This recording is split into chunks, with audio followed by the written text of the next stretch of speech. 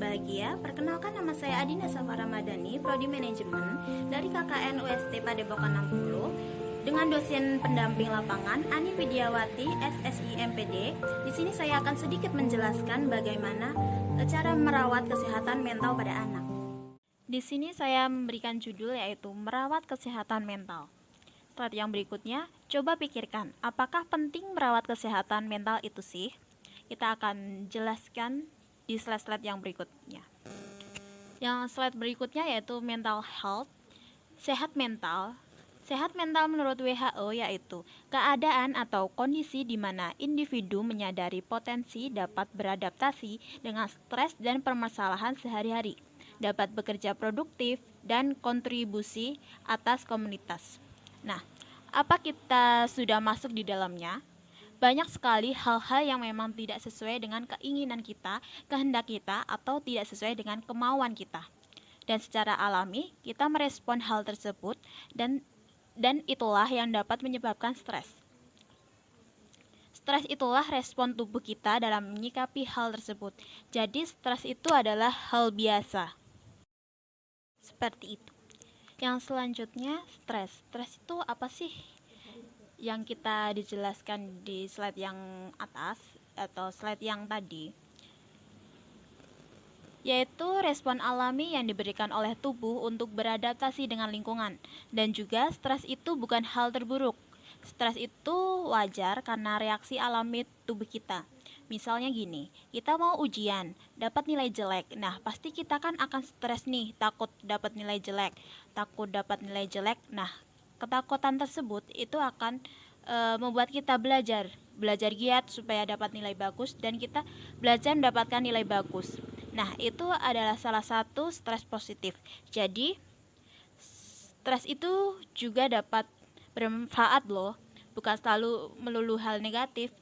Dalam beberapa aspek kehidupan, stres itu harus berkembang. Bahkan banyak orang yang bisa berkarya karena stres. Dengan stres tersebut, kita bisa mendapatkan ide-ide yang kreatif dan juga ingin belajar dari sebuah kesalahan, inovatif, dan kritis. Jadi, stres itu boleh-boleh saja, tetapi sewajarnya saja, tidak perlu berlebihan. Dan stres itu sendiri sebenarnya bukan satu-satunya alasan seseorang mengalami gangguan kejiwaan.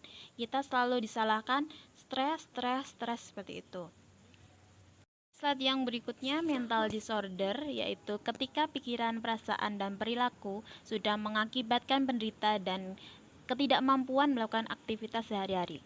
Nah, jadi misalnya ada yang salah nih pada diri kita, kesehatan jiwa, harus datang kepada pakar yang seperti psikologi atau psikiater yang sudah terpercaya. Slide yang selanjutnya yaitu stres itu bukan tengatan atau stres yang membunuh kita, tapi bagaimana cara kita memberikan reaksi pada hal tersebut. Nah, dalam kehidupan kita ada hal yang harus kita terima dan ada hal juga yang harus kita ubah atau dapat kita ubah. Namun kita sebagai manusia harus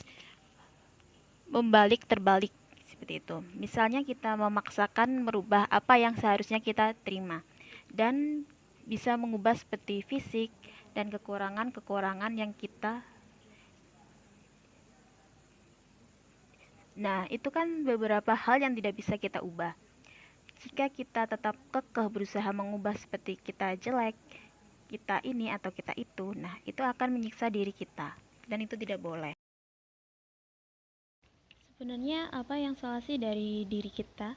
Kenapa sih kita sulit untuk menerima diri kita?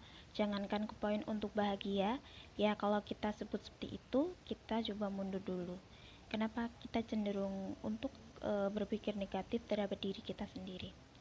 Kenapa alasannya? Nah, ini nih, kita itu adalah kritikus terbesar diri kita sendiri.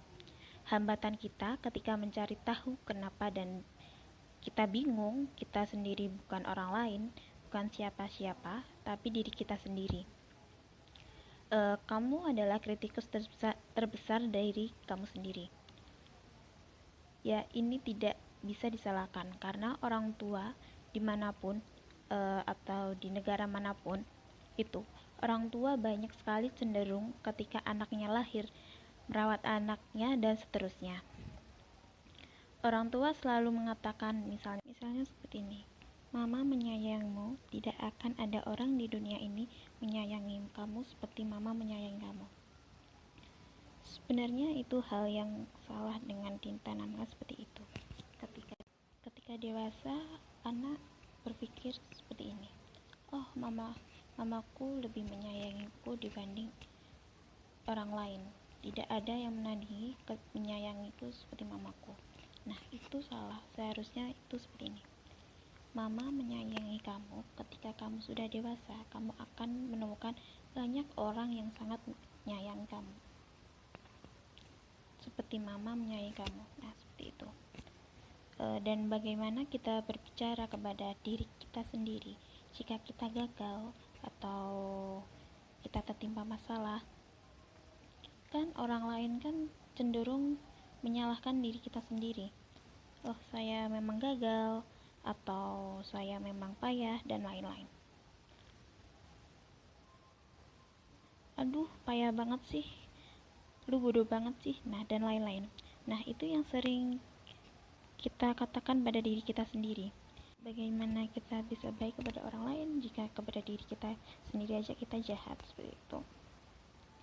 Jadi kesimpulannya, kita harus belajar untuk menerima diri kita sendiri sebelum kita kepada orang lain, sekalipun orang terdekat kita sendiri. Kita coba lebih mengenal diri kita sendiri dan tidak menyalahkan diri kita. Sekian dari penjelasan saya.